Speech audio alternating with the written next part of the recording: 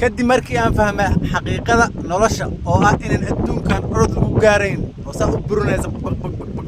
gadabaale ay naftu qalaf bari ka dhahayso anigu noloshaydii waan fududeeyay qanaacadka sida maskaxda qanaacada jawiga degan loogu noolaado ayaan ku dadaalay adduunyo buris markaan adduunka soo maray meel kasta adduunka soo maray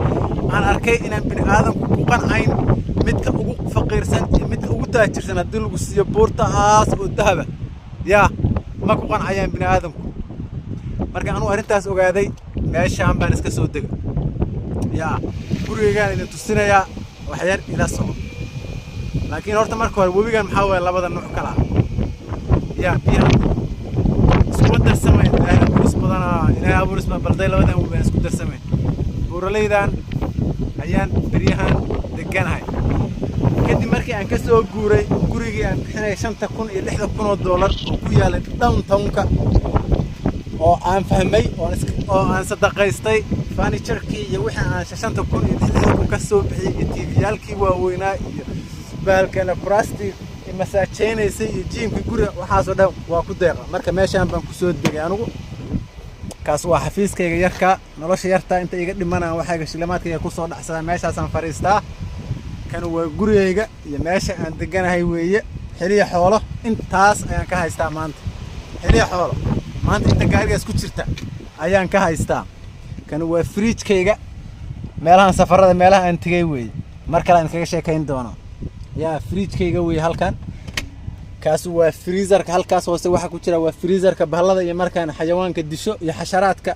yaan ku freeze garaystaa bahalkan waxa la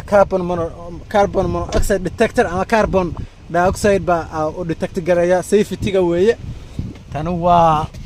baasha loo yaqaan microwave-ta weeye halkan waxa iigu yaala sink-ga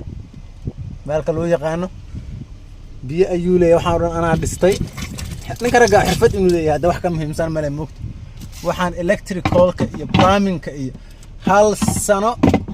almost hal sano ay waateen waxaan dhisay bahalkan waxa la air fryer cuntada lagu shiishaa kaasu coffee maker-kayga weeye mara waxada sirta halkaas ii taala kan waa layrka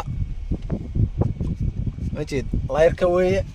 air conditioner-ka iyo kulaylka halkaas ka soo baxa halkaas laga controlaa meeshaan hoose ee sariirta hoosteedana waxa igu jira qalabkii lagu ugaarsan lahaa iyo qalabkii halkaas sariirta hoosteeda ma jeedaa jiimka iyo qalabkii lagu ugaarsan lahaa iyo qoryihii iyo waxa igu jira qalabkii isdifaac iyo barwaaqada dhan ba halkaas ku jirta